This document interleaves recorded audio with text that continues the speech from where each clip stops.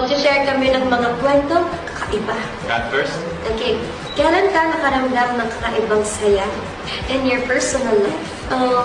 Recent trip ko with my family nung nag-Japan kami. Kakaiba siya saya kasi parang aalis kasi kuya ko, so parang despedida trip namin para sa kanya. Kakaiba kasi after like a year, kompleto ulit kami nag-travel ng family ko together.